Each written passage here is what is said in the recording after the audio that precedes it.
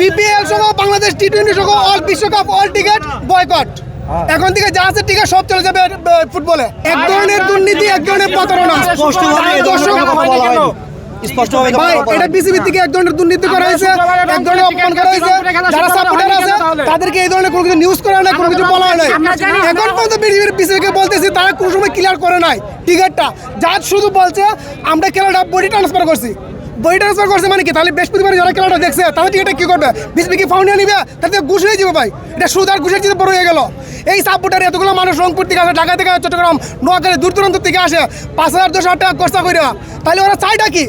ওরা এই খেলাগুলো হয়তো ওদের নিজেদের ফ্যামিলি সমস্যা, ওদের ফ্যামিলি সমস্যার জন্য এত ফুল বাংলাদেশের মধ্যে সমস্যা চলাইছে। তোমাদের পারিবারিক সমস্যা, বিসিবি একটা ফ্যামিলি, এই ফ্যামিলি যদি হয়ে থাকে তোমাদের সমস্যা তোমরা নিজেরা মেনটেন করো।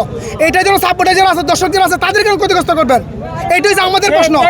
তোমরা খেলা তোমরা দেখো, আমরা আর এখন থেকে সাপোর্ট করবো না, এই খেলাই দেখবো না। এরকম হলে আমরা বাংলাদেশ ক্রিকেট বয়কট করতে বাধ্য হব। বিপিএল সহ বাংলাদেশ টি20 সহ অল বিশ্বকাপ অল টিকেট বয়কট। এখন থেকে যা আছে টিকেট সব চলে যাবে ফুটবলে। এখন থেকে টিকেট টোটালি বয়কট।